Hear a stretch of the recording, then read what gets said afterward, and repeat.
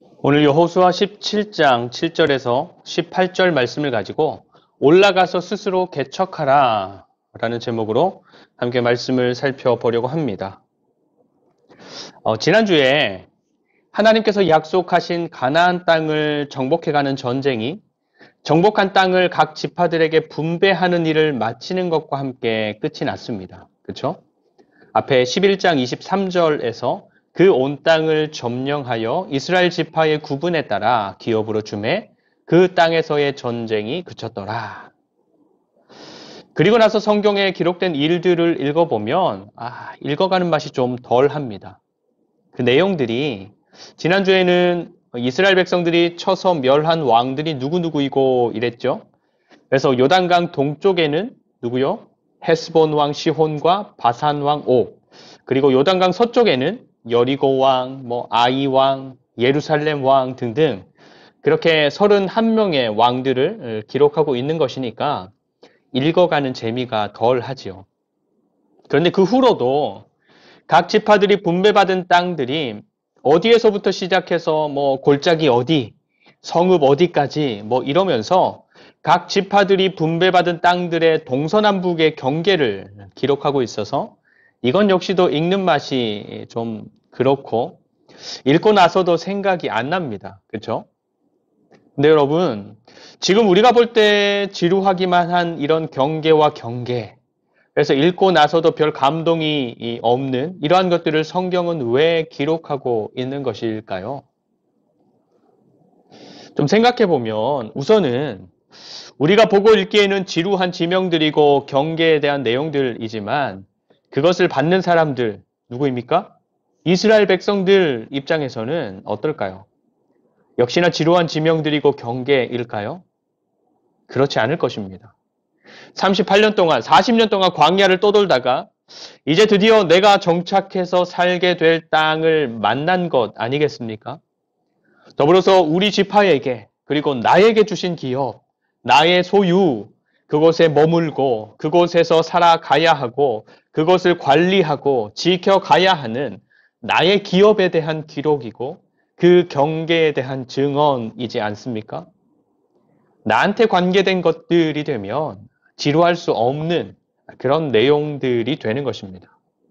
그래서 두 번째로 그 땅들은 각각의 지파들에게 분배된 기업, 그래서 그 지파의 자손들이 앞으로 계속해서 대대로 지켜가야 하는 땅이고 기업이기 때문에 가장 처음에 분배되었던 이런 기록들이 너무너무 중요한 것입니다. 왜냐하면 시간이 많이 흐르고 또 예상치 못한 일들을 겪었을 때 이런 경계에 대한 기록이 없으면 지파 간에 분쟁이 발생할 수도 있기 때문이죠. 그리고 마지막으로는 이런 하나하나의 지명과 경계에 대한 기록들이 지금 우리가 보고 읽기에는 지루하고 불필요해 보이지만 이것을 그들에게 주신 분이 바로 여호와 하나님이시기 때문에 그 백성들에게는 중요한 것입니다. 여러분, 우리도 그렇잖아요. 내가 소중하게 생각하는 사람이 나한테 준 물건들, 또 나한테 준 선물들, 그리고 추억들 정말로 소중하잖아요. 하나님은 이스라엘 백성들을 애굽에서 구해내신 하나님이시고 아무것도 없는 광야에서의 40년 동안의 삶을 인도하시고 지켜주신 하나님이십니다. 더불어서 요단강 동편의 땅들, 바산 왕 옥과 헤스본 왕 시혼의 나라를 차지하게 하신 하나님이시고 요단강 서편에서의 수많은 전쟁들을 이기게 하신 하나님이십니다. 그리고 그 땅들을 지금 가지라, 너희들이 가지라 이렇게 분배해 주시는 하나님이신 것입니다. 그들의 삶을 구해 주셨죠. 그들의 삶을 인도해 주셨죠. 그들의 삶을 지켜 주셨죠. 그리고 그 백성들이 종이 아니라 자유로운 민족으로서의 삶을 살아갈 수 있도록 하셨습니다. 그리고 이제는 더 풍족하고 안정적인 삶을 살아갈 수 있도록 땅들을 가지라 하시는 것입니다. 지금까지 하나님께서 주셨던 모든 것들이 전부 그들을 위한 것이었고 그 백성들을 더 잘되게 하신 것이었고 그래서 하나도 버릴 것이 없는 그런 것들이었는데 땅이라고 다르겠습니까? 산지도 소중하고 골짜기도 소중하고 평지도 소중하고 목초지도 소중하고 성읍들도 소중하고 이 마을도 소중하고 저 마을도 소중하고 모두가 소중한 땅이고 지역이고 이름들인 것입니다. 그래서 요단 동편 땅을 받은 지파, 르우벤, 갓, 므낫세 지파의 반부터 시작해서 요단 서편의 땅을 분배받은 지파들, 유다부터 시작해서 각각의 지파들이 분배받은 땅의 경계를 자세하게 기록하는 것입니다. 우리가 오늘 17장 7절부터의 말씀을 살펴보려고 하는데 17장에서 기록하는 땅의 경계는 요셉의 후손들에게 분배된 땅의 경계입니다. 여러분, 이스라엘은 12지파로 구성되어 있습니다. 왜 12지파이지요? 야곱. 이스라엘의 아들들이 12명이었죠. 그리고 그 아들들의 후손들이 번성하고 또 번성해서 민족을 이루었기 때문에 12지파로 구성되어 있는 것입니다. 근데 하나님께서 레위 지파를 취하십니다. 그래서 다른 지파들에게는 가나안 지역의 땅을 기업으로 주시지만 레위 지파에게는 너희들에게는 나 여호와가 기업이다 라고 하시면서 땅을 주어서 그 땅에서 일하는 삶을 살게 하지 않으시고 하나님을 위해서 일하면서 그 삶을 살아가도록 하십니다. 그럼 레위 지파가 빠지니까 11개 지파지요. 그런데 요셉의 두 아들 므낫세와 에브라임인데 이 두 명의 아들들의 후손들이 요셉을 대신해서 각각 한 지파씩 이렇게 인정이 되는 것입니다. 그래서 요셉 지파라고 하지 않고 므낫세 지파, 에브라임 지파라고 하지요. 그래서 레위 지파가 빠졌지만 이스라엘은 여전히 12지파로 구성이 되는 것입니다. 그래서 16장의 말씀이 에브라임 지파, 그리고 오늘 17장의 말씀이 므낫세 지파에게 분배된 땅의 경계에 대한 기록입니다. 그래서 7절부터 보면 므낫세의 경계는 이렇게 시작하죠. 그러면서 쭉 기록하고 있습니다. 그런데 역시나 재미없어요. 므낫세 지파들에게는 중요하다 손 치더라도 우리한테는 아니니까. 그런데 그래도 한번 읽어봅시다. 7절부터 11절까지. 므낫세의 경계는 아셀에서부터 세겜 앞 믹므닷까지이며 그 오른쪽으로 가서 엔 다푸아 주민의 경계에 이르나니 다푸아 땅은 므낫세에게 속하였으되 므낫세 경계에 있는 다푸아는 에브라임 자손에게 속하였으며 또 그 경계가 가나 시내로 내려가서 그 시내 남쪽에 이르나니 므낫세의 성읍 중에 이 성읍들은 에브라임에게 속하였으며 므낫세의 경계는 그 시내가 북쪽이요 그 끝은 바다이며 남쪽으로는 에브라임에 속하였고 북쪽으로는 므낫세에 속하였고 바다가 그 경계가 되었으며 그들의 땅의 북쪽은 아셀에 이르고 동쪽은 이사갈에 이르렀으며 이사갈과 아셀에도 므낫세의 소유가 있으니 곧 벳스안과 그 마을들과 이블르함과 그 마을들과 돌의 주민과 그 마을들이요 또 엔돌 주민과 그 마을들과 다낙 주민과 그 마을들과 무깃도 주민과 그 마을들 새 언덕 지역이라. 아멘.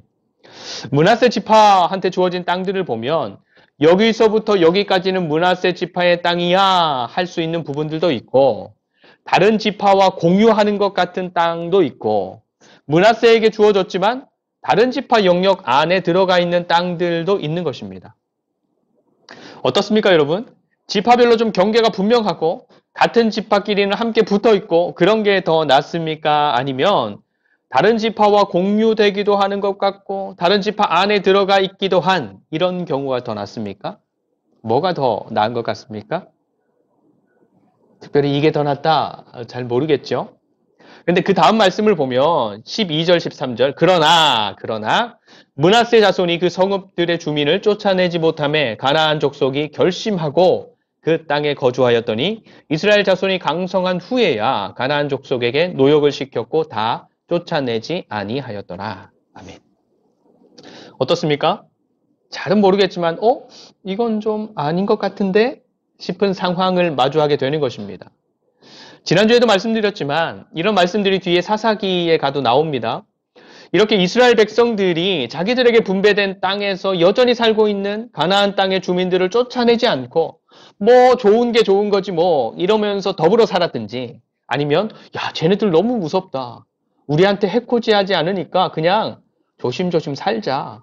이런 이유에서였든지 그렇게 남겨두었기 때문에 한때는 그 주민들을 종으로 삼아서 노역을 시킨 것도 사실이기는 하지만 그 땅에 원래부터 살고 있던 주민들과 함께 더불어 살아가는 것은 무엇보다 그 땅을 주어서 살게 하신 하나님께서 이스라엘 백성들에게 요구하셨던 게 아니잖아요. 그런데 이스라엘 백성들의 일부 지파들이 그렇게 한 것입니다. 근데 므낫세도 그랬던 거죠. 근데 이런 선택이 시간이 흐르면서 이스라엘 백성들이 하나님을 온전히 섬기는 것에 있어서 엄청난 걸림돌이 됩니다. 어떻게 걸림이 된다 했었습니까? 함께 살아가는 그 백성들의 삶을 이스라엘 백성들이 따라가게 되는 거죠. 그래서 하나님의 백성들이 자연스럽게 이방신을 섬기는 삶을 살아가게 되고, 그러면 하나님한테 혼나지요. 또 그 이방 민족들이 강성할 때는 이스라엘을 괴롭히는 일들 역시도 대대로 일어났었던 것입니다. 근데 여러분, 이렇게 지파와 지파의 경계가 겹치는 부분들, 그리고 므낫세에게 주어진 성읍이지만 다른 지파, 아셀 안에, 이사갈 안에 들어가 있는 성읍들에 살고 있었던 가나안의 주민들에 대해서 므낫세 지파가 쫓아내지 못하고 또 쫓아내지 아니한 그런 이유가 무엇일까요? 에브라임과 므낫세가 겹치고 이사갈 안에 므낫세의 성읍이 있고 아셀 지파 땅에도 므낫세의 소유가 있고, 그렇다면 에브라임과 힘을 합쳐서 쫓아내고 이사갈과 힘을 합쳐서 쫓아내고 아셀하고 힘을 합쳐서 쫓아내고 서로가 서로의 땅에 남아있는 잔재들을 힘을 합해서 정리하면 거뜬했을 것 같은데, 왜 므낫세는 자기들에게 주어진 성읍, 마을, 땅에 남아있는 가나안의 잔재들을 정리하지 않았고 또 하지 못했을까요? 또 한편으로 생각해 보면, 그럼 에브라임은 왜 쫓아내지 않았을까? 이사갈이나 아셀은 왜 쫓아내지 못했을까? 자기들에게 주어진 땅의 경계 안에 있는 성읍들이고 마을들인데 왜 쫓아내지 않거나 못했을까요? 에브라임이 하든 므낫세가 하든 누군가가 했다면 그 땅 안에는 가나안 족속이 없잖아요. 므낫세가 차지할 수 있잖아요. 또 이사갈이 하든 므낫세가 하든 누군가가 했다면 그 지역도 깨끗하게 정리될 수 있었을 것입니다. 또 아셀이 하든 므낫세가 하든 누군가가 나섰다면 그 땅도 하나님의 기업으로 삼을 수 있었을 것입니다. 그런데 아무도 하지 않았어요. 아무도 하지 못했어요. 왜일까요? 저는 하나밖에 떠오르지 않아요. 서로 미루는 거죠. 아유, 쟤네가 하겠지. 에이, 쟤네 땅 안에 있는 마을인데 쟤네가 하겠지. 아우, 우리 땅 안에 있지만 쟤네들한테 분배된 거잖아. 쟤네들한테 분배된 소금이니까 쟤네가 하겠지. 여러분, 이렇게 한다면 그 땅을 차지할 수 있습니까? 이렇게 한다면 하나님께서 나한테 이미 허락하신 땅이라도 그 땅을 하나님께서 나에게 주신 기업으로 제대로 세워갈 수 있겠습니까? 아니요. 없습니다. 여러분, 하나님께서 나한테 주신 기업은 내가 세워가는 것입니다. 누군가가 도움을 줄 수는 있겠지요. 그런데 하나님께서 나한테 주신 기업인데 그것을 하나님의 기업으로 세워가기 위해서 나는 아무것도 하지 않으면서 쟤네가 하겠지.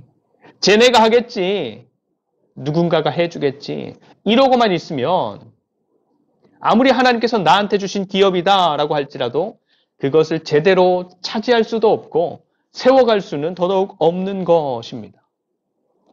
그런데 보십시오, 여러분. 그렇게 하나님께서 자기들에게 주신 기업이었지만 쟤네한테 미루고 또 쟤네들한테도 미루고, 그래서 차지하지 않은 것이고 또 못한 것이죠. 그런데 그곳에 살고 있던 주민들이 막 눈치를 보다가, 왜냐하면 자기들은 전쟁에서 졌잖아요. 왕도 죽고 군대도 싹 죽었잖아요. 그래서 이스라엘이 치고 들어오면 우리는 나가야 하는구나. 그렇게 마음 먹고 있었는데 시간이 지나도 아무도 안 오는 거예요. 그래서 작정하고 거기에서 살아가기로 다짐하는 것입니다. 이제는 죽으면 죽으리라. 여기를 지키리라. 그런 마음으로 그곳을 지키기로 한 것입니다. 그래서 므낫세의 입장에서는 더더욱 차지할 수 없고 그것을 하나님의 기업으로 세워갈 수도 없게 되었고 이제는 내 것도 아닌 것처럼 되어버린 것입니다. 누구의 잘못입니까? 근데 14절, 요셉 자손이 여호수아에게 말하여 이르되 여호와께서 지금까지 내게 복을 주심으로 내가 큰 민족이 되었거늘 당신이 나의 기업을 위하여 한 제비 한 분깃으로만 내게 주심은 어찌함이니까 하니 불평이 여호수아에게로 가는 겁니다. 아니 사실은 하나님께로 가는 것입니다. 요셉 자손은 에브라임과 므낫세입니다. 므낫세의 반은 요단강 동쪽에 자리를 잡았으니까 에브라임과 므낫세의 반 지파가 숫자가 많은 것은 사실입니다. 그렇지만 이미 분배받은 땅, 적어도 서로가 서로에게 겹치고 겹치는 땅, 그것을 같이 힘을 합쳐서 정리하러 갔다면 이렇게 여호수아를 찾아와서 우리 요셉 지파는 사실 에브라임 지파, 므낫세 지파 이렇게 한 지파 한 지파로 인정되었지만 그렇게 말하지 않고 자기들 숫자가 너무너무 많다라는 걸 어필하려고 요셉 지파라고 하는 거죠. 그렇게 우리의 요셉 지파, 요셉 자손은 숫자가 다른 지파들보다 훨씬 많은데 우리한테 땅을 요만큼만 주시면 안 되는 거 아닙니까? 이렇게 말하면서 불평하는 자리, 그런 자리에까지는 안 가지 않았을까요? 하나님께서 허락하신 땅이라면, 그래서 하나님께서 함께 한다면 주어진 땅을 순식간에 정복할 수 있다라는 것을 가나안 땅에서 전쟁하는 내내 경험했잖아요. 그래서 전체가 가는 것은 아니지만 에브라임과 므낫세가 힘을 합쳐서 분배받은 땅으로 갔다면 또 이사갈 지파의 경계 안에 있는 땅은 이사갈과 함께 가고 아셀 지파의 경계 안에 있는 땅은 아셀과 함께 갔다면 그래서 각 지파들에게 주어진 과제를 해내는 것에 있어서 한 번이라도 그렇게 승리하는 것을 경험했다면 다른 누군가를 탓하고 원망하고 우리 좁아, 우리 너무 조금이야 이렇게 불평하는 이런 자리에까지는 안 가지 않았을까요? 여러분 하나님께서 나에게 주신 기업, 지난주에 무진장 생각했지요? 하나님께서 나한테 허락하신 기업은 지금 어떤 지경에 놓여 있습니까? 이스라엘의 어떤 지파들이 그랬던 것처럼 하나님의 말씀대로 믿고 가서 취하고 그래서 하나님의 뜻 안에서 세워져 가는 하나님의 기업으로 세워져 가는 그런 기업들이 되어 있습니까? 아니면 오늘 므낫세에게 주어진 어떤 성읍들처럼 어떤 마을들처럼 어떤 땅들처럼 쟤네가 해주겠지. 쟤네 안에 있으니까 쟤네가 해주겠지. 그러면서 나는 미루고 있고 넋놓고 있고 그래서 이제는 내 손으로 어찌할 수 없다. 그러면서 원망, 불평, 실망 혹은 두려움 이런 감정들에 사로잡히게 하는 그런 기업들로 놓여 있습니까? 오늘 그런 감정에 사로잡혀서 여호수아를 찾아온 므낫세를 향해서 여호수아가 선포하듯 말합니다. 15절 말씀입니다. 여호수아가 그들에게 이르되 내가 큰 민족이 되므로 에브라임 산지가 내게 너무 좁을진데 브리스 족속과 르바임 족속의 땅 삼림에 올라가서 스스로 개척하라 하니라. 사람 수가 많아서 좁다면 산림까지 올라가서 스스로 개척해라.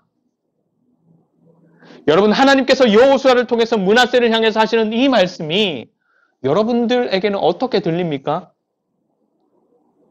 어떤 뜻으로 들립니까? 야 너희들 좀 노력을 해라. 노력을. 애를 좀 써봐. 최선을 다해봐. 이렇게 들립니까? 저는 그렇게 안 들려요. 저한테는 이렇게 들립니다. 야 너희들 하나님을 좀 믿어봐라. 너희와 함께 하시는 하나님을 좀 믿어봐라. 신뢰해봐라. 하나님을 믿고 가봐라. 다른 누군가한테 미루거나 바라고 있지 말고 네 스스로가 하나님을 좀 믿고 올라가 봐라. 이렇게 들립니다. 그래도 선뜻 믿어지지 않고 용기도 나지 않지요. 그래서 요셉 자손들이 대꾸합니다. 16절. 요셉 자손이 이르되 그 산지는 우리에게 넉넉하지도 못하고 골짜기 땅에 거주하는 모든 가나안 족속에게는 베스안과 그 마을들에 거주하는 자이든지 이스라엘 골짜기에 거주하는 자이든지 다 철병거가 있나이다 하니. 무슨 뜻이에요? 뭐 우리가 몰라서 안 갑니까? 우리도 이미 주변을 다 조사했고 될지 안 될지 정말로 객관적으로 따져보기도 했고 그래서 합리적으로 판단해서 이렇게 말하는 겁니다. 우리가 괜히 그러는 게 아니에요. 여러분 우리가 우리에게 주어진 세상을 살아가고 우리의 가정을 돌아보고 일터에서 일하고 이웃과 함께 살아갈 때 이성적인 사고가 필요하고 합리적인 판단과 결정들도 너무너무 필요합니다. 하지만 우리 그리스도인들에게는 때때로 그런 이성적인 사고와 합리적인 판단과 결정들을 넘어서는 믿음, 하나님을 신뢰하는 신뢰, 이런 것들이 요구되는 때가, 그러한 상황들이 분명하게 있는 것입니다. 지금 므낫세 지파가 마주하게 된 상황이 바로 그런 상황이고, 그들에게 요구되는 것이 바로 하나님을 향한 신뢰, 이성적인 사고나 합리적인 판단과 결정들이 아니라 하나님을 향한 믿음이 요구되고 있는 것입니다. 그래서 하나님께서 여호수아를 통해서 말씀하시지요.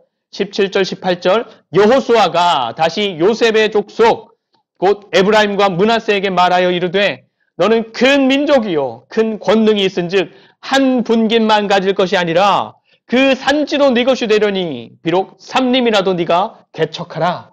그 끝까지 내 것이 되리라. 가나안 족속이 비록 철병거를 가졌고 강할지라도 내가 능히 그를 쫓아내리라 하였더라. 아멘.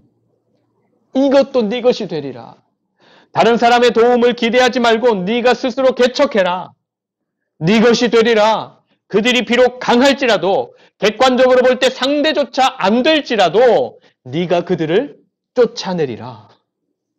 왜 그렇습니까? 이성적인 사고나 합리적인 판단과 결정들, 객관적인 분석으로는 절대로 나올 수 없고 있을 수 없는 결과인데 어떻게 그런 결과를 얻을 수 있다 하는 것입니까? 하나님께서 하신 약속이니까. 그래서 하나님께서 함께 하시고 일하실 것이니까. 그리고 이것은 다른 사람이 아니라 하나님께서 므낫세에게 주시는 시험이고 므낫세에게 주시는 하나님을 경험할 기회이니까. 그래서 하나님을 신뢰하는 믿음이, 그 신뢰가 이성적인 사고와 합리적인 판단과 객관적인 것들을 넘어서 역사를 이루게 하는 능력이 되는 것입니다. 이번 주 새길 말씀이기도 한데 갈렙의 고백도 그렇습니다. 앞에 14장 12절 말씀인데요. 그날에 여호와께서 말씀하신 이 산지를 지금 내게 주소서. 당신도 그날에 들으셨거니와 그곳에는 아낙 사람이 있고 그 성읍들은 크고 견고할지라도 여호와께서 나와 함께 하시면 내가 여호와께서 말씀하신 대로 그들을 쫓아내리다 하니. 객관적인 상황은 85세가 된 갈렙, 그렇죠? 올라가야 할 성읍들은 크고 견고하다, 그렇죠? 그곳에 살고 있는 사람들, 그래서 내가 올라가서 싸워야 할 사람들은 아낙 사람, 정말로 크고 장대한 사람들이다. 그래서 합리적인 판단이라면 올라가면 안 된다. 다른 곳을 선택하든지 그곳은 포기해야 마땅하다. 근데 갈렙을 감동하시는 하나님의 감동하심은 무엇입니까? 객관적인 상황과 그에 대한 합리적인 판단은 그렇지만 하나님께서 함께 하시면 하나님께서 말씀하신 대로 그 장대한 사람들을 쫓아낼 수 있고 그 견고한 성읍들을 취할 수 있다. 여러분, 하나님을 향한 믿음, 하나님을 향한 신뢰라는 것은 우리의 욕심을 이루는 데 사용하는 것은 아닙니다. 내가 저것을 가지고 싶으니까 하나님께서 주실 줄 믿습니다. 이런 거 아닙니다. 내가 저렇게 되고 싶으니까 하나님께서 이루어 주실 줄 믿습니다. 이런 것도 아닙니다.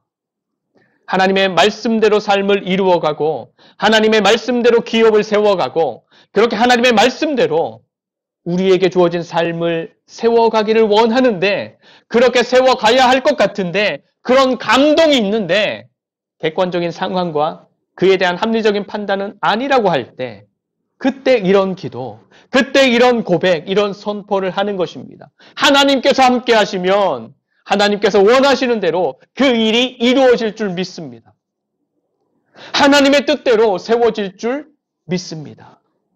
하나님의 말씀대로 열매 맺을 줄 믿습니다.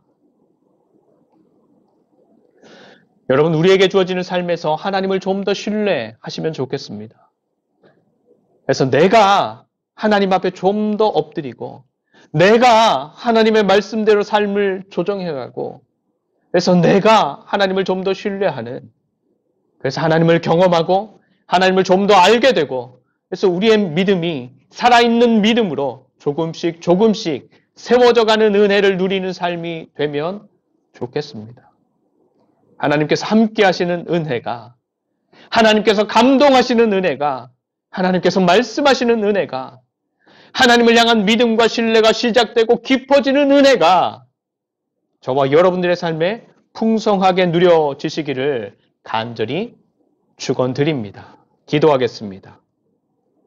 하나님, 우리의 삶에서 마주하는 불가능, 불편함, 문제, 어려움, 부족함 등등의 것들이 누군가를 향한 원망과 불평으로 나타나는 것이 아니라 하나님을 향한 우리의 믿음과 신뢰가 발동되는 기회로 삼는 당신의 자녀들이 되게 하여 주시옵소서. 띠걱대는 상황과 마주하기 싫은 상황들, 어려움, 문제와 고통들 속에서 하나님과의 관계를 돌아보며 정돈하고 하나님을 향한 우리의 믿음을 점검하며 더불어 하나님의 살아계심과 역사하심의 은혜를 경험하는 당신의 자녀들이 되기를 원합니다. 우리에게 믿음을 더하여 주시고 바르게 깨닫고 결단할 수 있는 지혜와 안목을 더하여 주시고 상황에 물러서지 않는 용기를 더하여 주시옵소서. 늘 하나님과 함께하며 하나님의 말씀을 따라 삶을 점검하고 다시 세워갈 수 있도록 우리를 감동하여 주시옵소서. 내일부터 시작되는 긴 명절 연휴 안전하게 지켜주시고 가족들과 친지들과 함께하며 기쁨을 누리게 하시고 또 여러 사람들과 함께하는 가운데 평안을 전하고 화평케 하고 힘나게 하는 그리스도인이 되게 하여 주시옵소서. 감사드리며 우리의 능력이 되시는 예수 그리스도의 이름으로 간절히 축복하며 기도드립니다. 아멘.